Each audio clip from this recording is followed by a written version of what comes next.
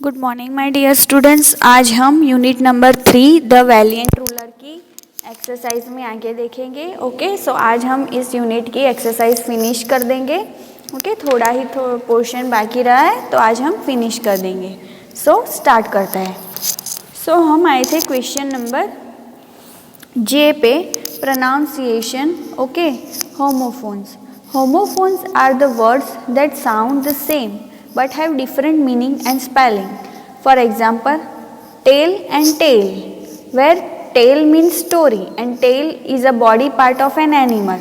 Okay, so homophones क्या होता है? तो homophones एक ऐसा वर्ड जो होता है, जिस वर्ड को हम homophones बोलते हैं तो वो सेम ही प्रोनाउंसिएशन में सेम ही होता है, लेकिन उनके स्पेलिंग अलग अलग होते हैं और उनके स्पेलिंग अलग अलग होते हैं तो उनके मीनिंग भी अलग अलग होते हैं। तो यहाँ पे एक एग्जांपल दिया गया है कि टेल एंड टेल, तो TALE हम सेम ही बोलते हैं, इसका प्रोनाउंसिएशन सेम ही होता है, टेल एंड टेल। ओके, पर इसके स्पेलिंग भी अलग अलग है और इसके जो मीनिंग है वो भी अलग अलग है। टेल यानी कि हम स्टोरी वाला tale, okay, means story, tale means story.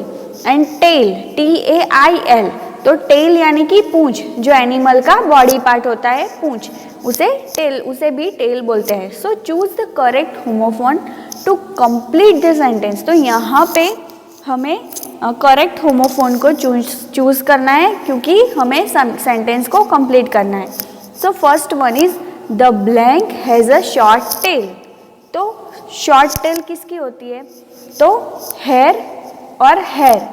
Okay, so यहाँ पे हेयर यानी कि बाल, ओके, एंड हेयर यानी कि खरगोश, रैबिट, इसे हेयर बोलते हैं। ओके, सो हेयर यानी कि बाल एंड HARE हेयर यानी कि खरगोश, रैबिट। तो किसकी शॉर्ट टेल होती है? तो हेयर होगा, HARE। तो यहाँ पे HARE फर्स्ट ब्लैंक में आएगा। Number 2, please blank for me. तो यहाँ पे प्रे है और प्रे है, तो PRAY, प्रे यानी कि प्रेयर करना, प्रार्थना करना। ओके, एंड PREY, प्रे यानी कि शिकार करना, हंट करना, शिकार करना। तो यहाँ पे राइट प्रे कौन सा होगा? PRAY, प्लीज मेरे लिए प्रार्थना करना। Number 3, we blank lots of candies. तो यहाँ पे है 8 यानी कि ईट है। ओके, तो ईट का ये पास्ट टेंस है, यस्टरडे वाला फॉर्म है। तो 8 यानी कि खाना और 8 EIGHT 8 यानी कि 8। तो we 8, तो कौन सा वाला 8 आएगा? ATE वाला 8 आएगा, हमने बहुत सारी कैंडीज खाई। Number 4, what is the blank of 5 + 8? 5 + 8 का, तो यहाँ पे सम, SOME यानी कि फ्यू, कुछ, और सम। ओके, सो हम सम करते हैं मैथ्स में, वो वही है। तो यहाँ पे कौन सा सम आएगा? SUM, 5 + 8 का सम क्या है? Addition of 5 + 8। Number 5, the blank is hidden behind the clouds. तो SON यानी कि लड़का, ओके, और सन, SUN, तो सन यानी कि सूर्य। तो कौन सा होगा? SUN, सन है, जो सूर्य है वो बादलों के पीछे छुप गया है, तो SUN वाला सन होगा। Number 6, the children have been playing for blank hours. तो चिल्ड्रन 2 है और 2 है, तो TWO, 2 and 2, TOO यानी कि अति, मच। तो यहाँ पे कितने हो गए? क्या आएगा? ये 2 आएगा या ये 2 आएगा? तो TWO वाला 2 आएगा। तो चिल्ड्रन 2 घंटों से खेल रहे हैं, बच्चे 2 घंटे से खेल रहे हैं। Number 7, Ashley was not well last blank. तो वीक, WEK, वीक, और WEAK, तो ये वीक, WEAK यानी कि कमजोर। तो कौन सा वाला वीक आएगा? WEEK, week. ओके, तो आपको जैसे मैंने यहाँ पे लिखा है वैसे ही आपको ये ब्लैंक्स को फिल करनी है। Now writing skill, is this your book? This is a sentence that ended with a question mark and such a sentence are called interrogative sentences. We use them whenever we ask a question. जब भी हमें कोई question पूछना होगा तब हम पीछे sentence के पीछे क्वेश्चन मार्क लगाएंगे। Okay, so this type of sentences are called interrogative sentences. Okay, we use them whenever we ask question. जब भी हमें कोई क्वेश्चन पूछना होगा तभी हम दिस टाइप्स ऑफ सेंटेंस को यूज करेंगे। Example, what is your age, आपकी उम्र क्या है। Okay, where is your home, आपका घर कहाँ है। What is your name, okay, आपका नाम क्या है। सो ये this type of question are called interrogative sentences. तो हम जब क्वेश्चन पूछेंगे तो दिस टाइप ऑफ हम सेंटेंस को यूज़ करेंगे। So punctuate the following sentence properly. तो यहाँ पे हमें ये सेंटेंस हमें दिए गए हैं। ओके, तो हमें इन्हें प्रॉपरली लिखना है। तो first one is have you written your assignment. तो यहाँ पे ये क्वेश्चन मार्क है क्योंकि हमने प्रश्न पूछा है कि तुमने तुम्हारा असाइनमेंट लिख दिया। ओके, सो यहाँ पे as I told you before कि हमेशा हम सेंटेंस की शुरुआत करेंगे सो फर्स्ट लेटर होगा वो कैपिटल लिखेंगे। तो यहाँ पे HAVE हैव है तो उसमें H जो है वो कैपिटल होगा। जैसे मैंने यहाँ पे लिखा है have, HAVE, you return your assignment. So rest of the sentence will be same. Okay, तो आपको पीछे सिर्फ एक क्वेश्चन मार्क करना है और जो H है जहाँ से सेंटेंस शुरू होता है वो H आपको कैपिटल लिखना है। Okay, so have you return your assignment, पीछे क्वेश्चन मार्क जैसे मैंने किया है वैसे। Number 2, are you sure this is not yours. Okay, ये भी क्वेश्चन है कि तुम श्योर हो कि ये तुम्हारा नहीं है। ओके, ये भी क्वेश्चन पूछा है तो यहाँ भी हम क्या करेंगे, आर यू, तो आर है तो उसमें ए यहाँ पे स्मॉल है तो हमें क्या करना है, ए को कैपिटल लिखना है। तो ARE, are you sure this is not yours.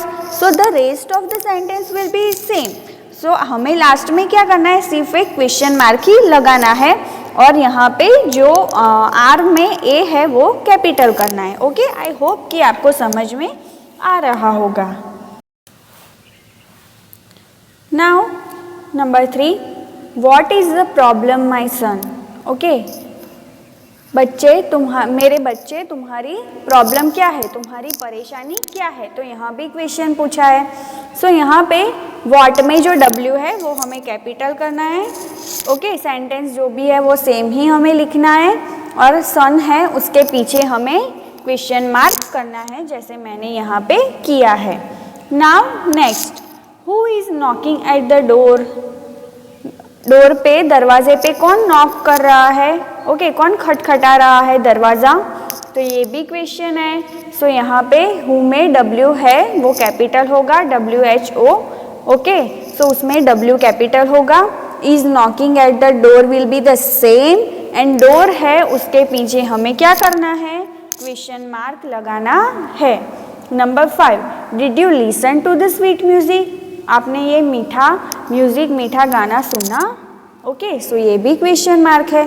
सो यहाँ पे डिड यू में जो DID में जो D है वो फर्स्ट हमें कैपिटल D रखना है, बाकी सेंटेंस सेम ही होगा। Did you listen to the sweet music. Okay, and music में पीछे क्वेश्चन मार्क होगा जैसे मैंने यहाँ पे किया है, आपको भी सेम वैसे ही करना है।